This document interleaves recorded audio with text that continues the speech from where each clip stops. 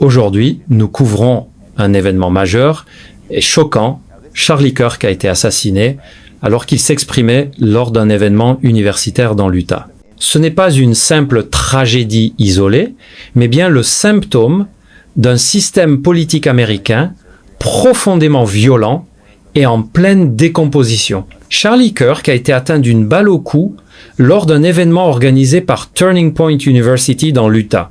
Il est ensuite décédé au cours d'une intervention chirurgicale le 10 septembre, marquant l'un des assassinats politiques les plus médiatisés de l'histoire récente des États-Unis. L'assaillant n'a pas été arrêté, 2 suspects ont déjà été relâchés et de nombreuses voix se sont élevées sur les réseaux sociaux, s'étonnant de la manière dont le Federal Bureau of Investigation a géré la situation. L'événement au cours duquel Kirk a été assassiné faisait partie de sa tournée Prove Me Wrong, un espace public et provocateur destiné au débat sur les guerres culturelles. Quelle que soit l'opinion que l'on peut avoir de Kirk, il s'agit d'un acte de violence politique. Et cela demande une analyse beaucoup plus profonde. Nous vivons dans un pays qui engendre la violence, non seulement à l'étranger, mais aussi à l'intérieur de ses frontières. La société américaine est militarisée, aliénée et polarisée au point d'exploser. Les inégalités croissantes, l'effondrement de la cohésion sociale, des forces de police et des agences de renseignement hors de contrôle, les médias dominants prétendent que cet événement surgit de nulle part, mais des décennies de guerres bipartites, d'inégalités et de censure ont créé un environnement politique instable. Comme pour les fusillades de masse, qui surviennent presque chaque jour aux États-Unis, il ne s'agit pas de loups solitaires, mais bien d'un système qui pourrit de l'intérieur. Kirk était une figure clivante, et chacun est libre de son opinion à son sujet. Mais cela ne justifie en rien l'assassinat politique. Et il faut se montrer extrêmement attentif à cela.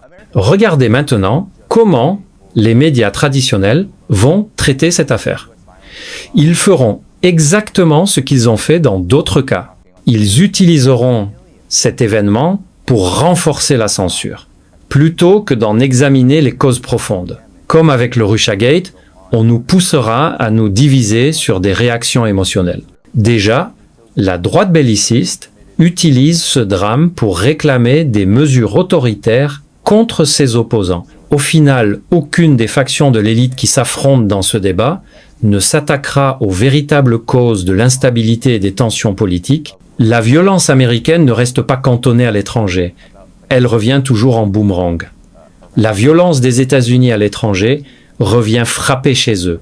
Et en ce 11 septembre, rappelons que les États-Unis ont tué des millions de personnes depuis cette date dans le monde entier, en Irak, en Afghanistan, en Libye, en Syrie, au Yémen, en Ukraine et bien sûr en Palestine. Kirk était désormais un ardent défenseur d'Israël, un État qui tue régulièrement des journalistes et qui a commis un génocide contre le peuple palestinien, non seulement avec le soutien des États-Unis, mais avec leur facilitation. J'ai vu beaucoup de gens affirmer que les interrogations de Kirk sur l'affaire Jeffrey Epstein, sur la manière dont les dossiers ont été gérés et ses critiques modestes d'Israël ces derniers temps, notamment lors de son passage dans l'émission de Megyn Kelly, où il se plaignait du harcèlement de la part de partisans fanatiques d'Israël, laissent penser qu'Israël pourrait sûrement être impliqué dans son assassinat. Bien sûr, il faut poser des questions.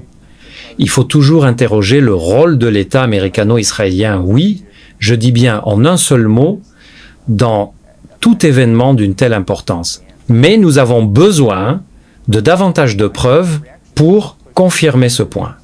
Ce que nous savons en revanche, c'est que les jeunes de ce pays grandissent dans une société qui célèbre la mort et la conquête, les assassinats, les meurtres, et qui normalise tout cela. L'industrie des armes a inondé les États-Unis d'armes à feu.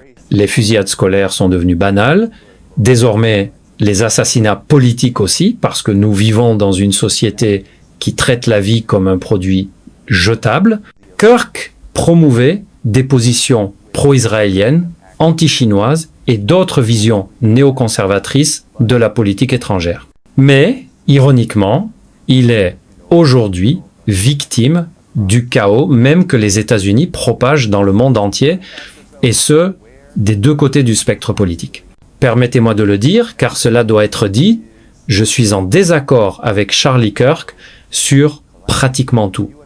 Mais je ne vais pas non plus prétendre qu'il soit utile ou productif de danser sur sa tombe.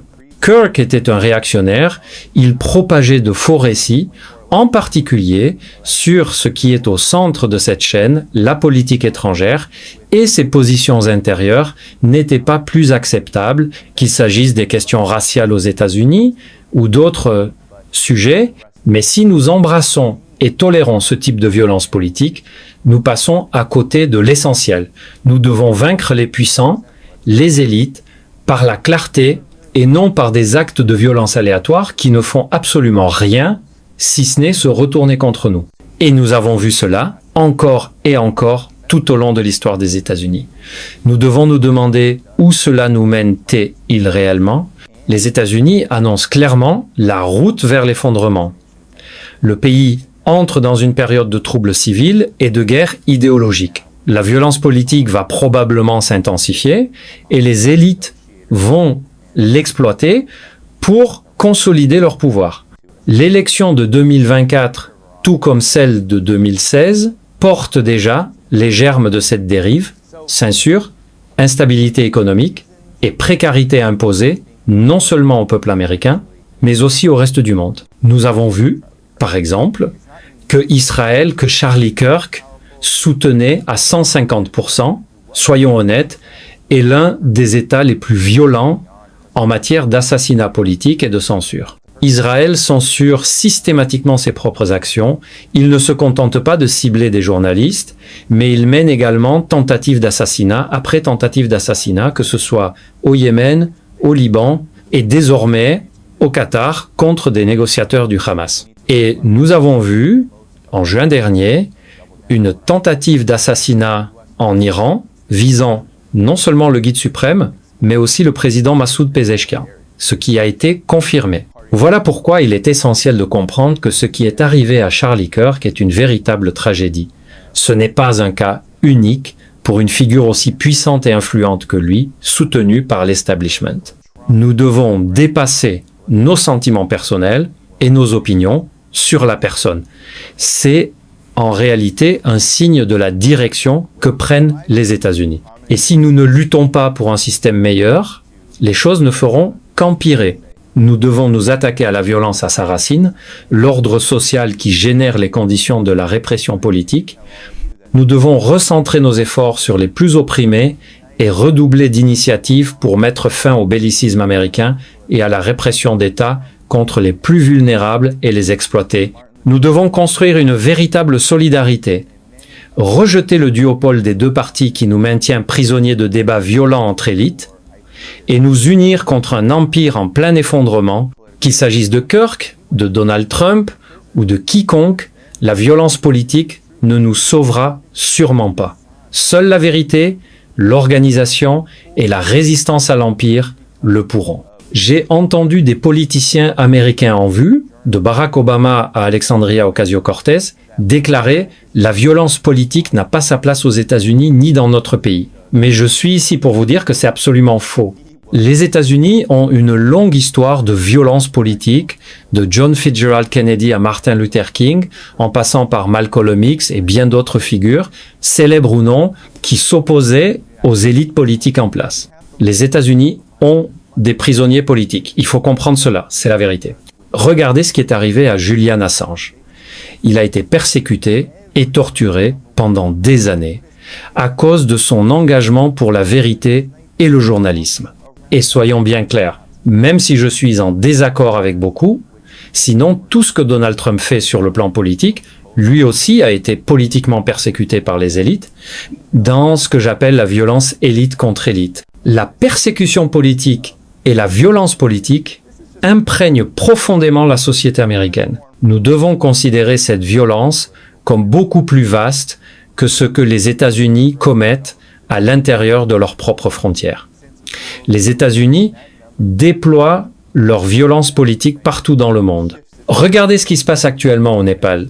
Des snipers américains se déplacent sur les toits. Alors que des troubles politiques éclatent, le principal mouvement étant financé par Coca-Cola. Comme l'a souligné notre ami de l'émission Brian Berletic, nous savons que les révolutions colorées sont une autre forme de cette violence politique. Et ce n'est là qu'un aperçu très superficiel. La politique étrangère américaine repose sur la violence politique. Les États-Unis renversent brutalement des gouvernements. Ils l'ont fait dans plus de 50 pays depuis la Seconde Guerre mondiale.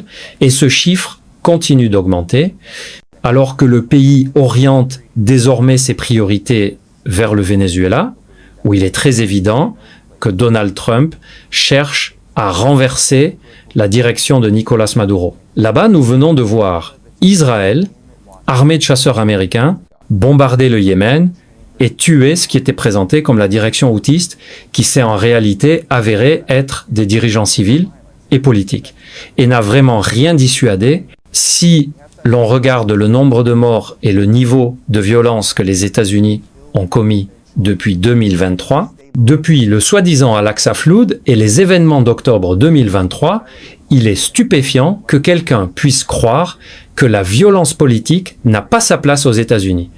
En réalité, la violence politique s'installe, se repose et accomplit tout son travail à Washington, au Pentagone, dans les chambres du Congrès. C'est là que la violence politique repose véritablement et c'est elle qui affecte l'ensemble de la société. Il faut comprendre que lorsque des personnes puissantes bombardent d'autres pays, tuent femmes et enfants, déstabilisent et détruisent des mouvements politiques ou des modèles de développement qu'elles n'approuvent pas, elles envoient un message non seulement au reste du monde pour inspirer la peur, mais aussi à leur propre peuple. C'est pourquoi la peur du gouvernement américain est si forte et la méfiance si répandue. Aucune de ces guerres ne sert réellement les intérêts des populations qu'elles prétendent représenter à Washington. En réalité, quand on examine la violence politique dans le monde, il faut comprendre que l'Empire américain, pas le peuple. Le peuple n'a aucun pouvoir pour décider des guerres menées. Il ne peut qu'y résister et les rejeter est la force qui impose cette situation. Ainsi, l'assassinat de Charlie Kirk, certains pourraient dire qu'il est exagéré de voir là un sous-produit de ce que l'establishment, les néoconservateurs et les élites de la politique étrangère font dans le monde entier. Mais je rejette cette idée catégoriquement. Pour comprendre comment une telle opération a pu se produire, il faut réaliser que peu importe qui l'a faite, nous le découvrirons sûrement, ou éventuellement, mais au final, quand on analyse le contexte très étrange et mystérieux entourant cet événement, les conditions qui l'entourent, et quand on considère ce que représente le système des États-Unis, et comment il a trahi tant de personnes, comment il a détruit les fondements de ce qu'il prétend représenter, ce qui, à mon avis, n'a jamais été pleinement représenté. Nous constatons un déclin marqué de ce qu'il servait ou pouvait offrir à qui que ce soit. Aujourd'hui, seule une infime minorité bénéficie d'un agenda de guerre sans fin, d'hégémonie, de pillage croissant, d'inégalité, de vol économique et d'exploitation, et bien sûr, désormais, de répression et de violence nécessaires pour maintenir tout cela. Ce n'est donc pas isolé, c'est de la violence politique en microcosme. Il s'agit de ce qui signifie pour les États-Unis se trouver dans une situation où ils se délitent. L'effondrement est là, et il nous appartient non seulement d'être vigilants, mais aussi de diriger notre rage, notre colère, nos sentiments, nos émotions, même nos célébrations, ou si nous sommes heureux, comme je vois tant de gens tristes ou joyeux célébrer, mais pour moi, tout cela n'est pas le point essentiel. Le point, c'est que nous devons examiner les causes profondes. Nous devons rechercher la vérité. Nous devons poser des questions. Nous sommes le 11 septembre et depuis cette date, la capacité à poser des questions a diminué aux États-Unis. L'espace pour le faire a diminué. Les médias corporatifs se sont consolidés. La censure s'est aggravée. Les élites se sont raréfiées et ont accumulé de plus en plus de richesses, rendant toute remise en question de la politique étrangère américaine dangereuse. Cela peut ruiner une carrière journalistique. Cela peut mener à l'emprisonnement. Cela peut vous faire accuser d'être un agent d'un gouvernement étranger, ce qui arrive constamment. Cela peut entraîner une expulsion, comme pour de nombreux scientifiques chinois. Cela peut mener à la perte d'un passeport, comme ce fut le cas pour le gouverneur de l'émission. Cela peut provoquer de nombreuses situations désastreuses. C'est cet effet dissuasif qui alimente les récits les moins utiles, amplifie les divisions inutiles et les conflits inefficaces. Aujourd'hui, nous nous disputons à cause de différences partisanes. Nous débattons sur des questions qui pourraient pourtant être très importantes. Les désaccords des gens avec Charlie Kirk sont pleinement légitimes. Beaucoup d'entre eux, pour un grand nombre de personnes, sont importants. Et je ne vais en aucun cas dénigrer cela, mais si l'on se limite à regarder Charlie Kirk avec haine ou admiration, on rate le véritable enjeu de ce type d'événement et de son impact sur l'environnement politique aux États-Unis. Cela ne va provoquer qu'une instabilité accrue. Cela va générer des discours encore plus violents de la part de la fraction des élites qui y trouvent un avantage. Cela va également creuser un fossé de plus en plus profond, en particulier parmi les travailleurs, submergés par la propagande qu'elles viennent de Charlie Kirk ou des soi-disant élites libérales. On nous inonde tous de cette propagande pour nous pousser à approuver leur guerre, pour nous faire nous battre sur des sujets qui ont peu de signification matérielle pour nous ou qui n'auraient pas besoin d'être combattus du tout, car nous devrions sûrement, simplement, laisser les gens vivre leur vie et nous devrions commencer à nous concentrer sur des agendas politiques qui servent l'ensemble de la population et qui permettront de sortir autant de personnes que possible de la souffrance et de la misère qui caractérisent tant la vie économique et politique aux États-Unis. C'est la vérité. C'est pour cela que l'exceptionnalisme américain est si puissant, car il restreint le débat, il réduit la conversation à des moyens de protestation acceptables. Et ces moyens de protestation acceptables deviennent eux-mêmes de plus en plus violents et instables, car un chaudron politique est en train de se former. Ce chaudron doit être dénoncé, il doit être rejeté. Nous devons accomplir la chose la plus importante pour l'humanité actuellement, lutter pour une paix véritable et stopper cet empire. Donc, cette émission lui est dédiée, elle est consacrée à examiner ce que fait l'empire, car vous ne le trouverez pas dans les médias mainstream, et en réalité, une grande partie des médias alternatifs n'y prêtent pas non plus attention en détail. Nous devons connaître toutes les subtilités de la manière dont les États-Unis déstabilisent l'Ukraine afin de mener une guerre contre la Russie, une guerre qui se situe déjà facilement dans le cadre d'une troisième guerre mondiale. Il en va de même pour ce que font les États-Unis envers la Chine, l'Iran et le monde multipolaire. Pourquoi les États-Unis résistent si fortement à la perte de leur statut hégémonique? Et pourquoi cela en dit long sur ce que sont également les États-Unis à l'intérieur de leurs propres frontières? Nous avons beaucoup de questions à résoudre.